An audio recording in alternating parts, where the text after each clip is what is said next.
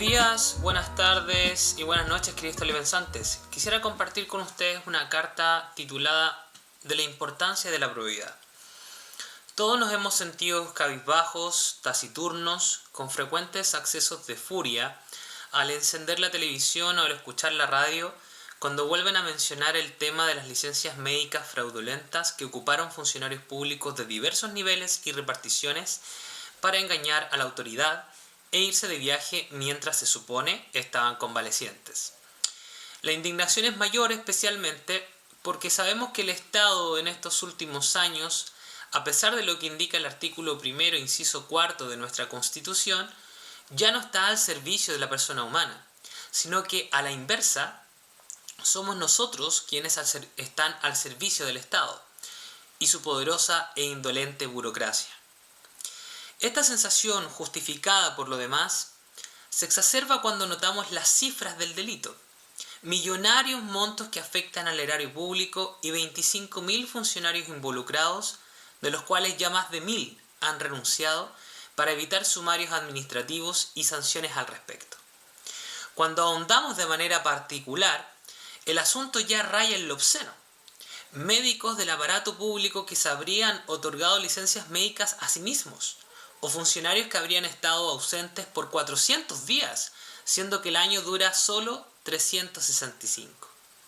Más encima, muchos de los familiares y amigos del presidente también estarían inmersos en esta farsa.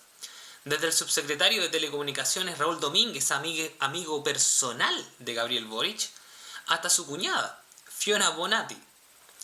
Quizás una de las cosas en las que debiéramos reparar es precisamente en lo evidente.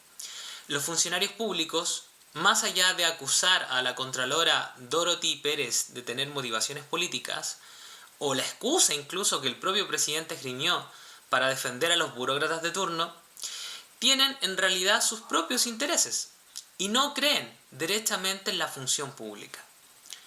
El filósofo, jurista, político y escritor chileno Juan Egaña ahondó precisamente en este punto. Habiendo sido exiliado con su hijo Mariano al archipiélago de Juan Fernández, en el contexto de la Reconquista Española, tuvo tiempo suficiente para reflexionar sobre los cambios y reformas que nuestro país necesitaba, una vez éste se independizara. Tras el triunfo de los radicales patriotas, publicaría una serie de cartas entre 1819 y 1820 llamadas Cartas Pehuenches, libro del que se lanzarían varias ediciones a lo largo de la historia de Chile.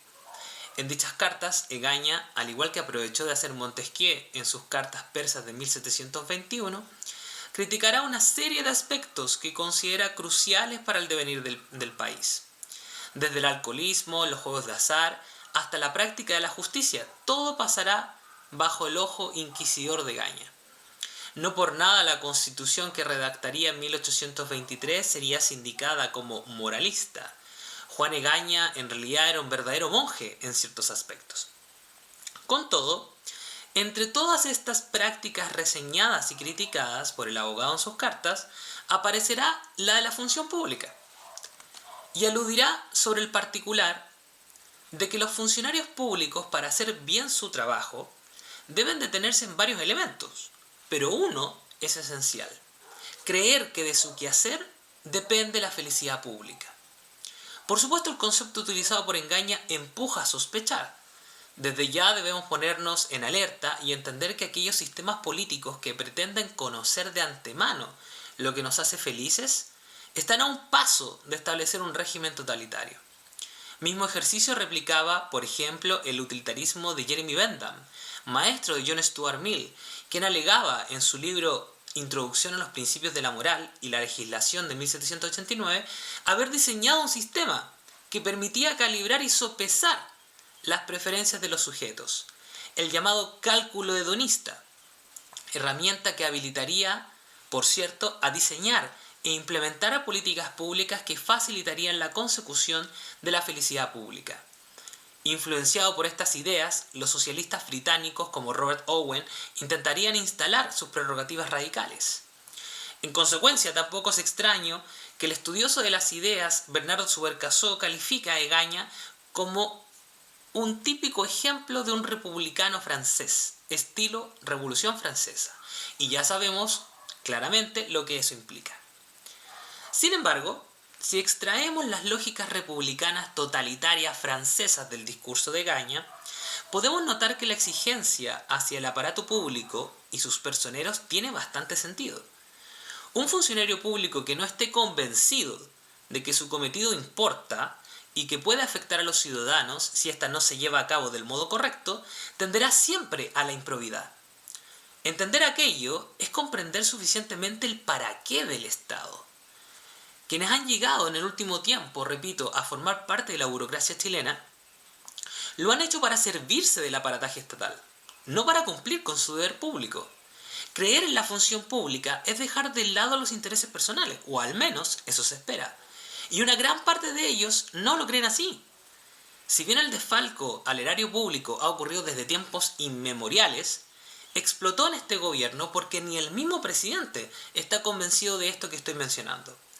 En contrario, él también llegó a servirse del Estado, teniendo en cuenta que jamás ha vivido a sus propias expensas y tampoco lo hará en un futuro próximo. Por de pronto, entonces, queda claro, lamentablemente, que en la medida que no se tome en serio de qué trata la función pública, asumiendo los costos que al asumir tal función implica, la inversión de la dinámica entre Estado y ciudadanos no va a cambiar. Tomando los resguardos debidos, Egaña nos obliga a reflexionar sobre aquello.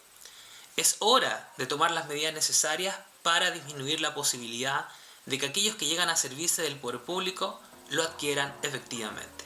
Muchas gracias.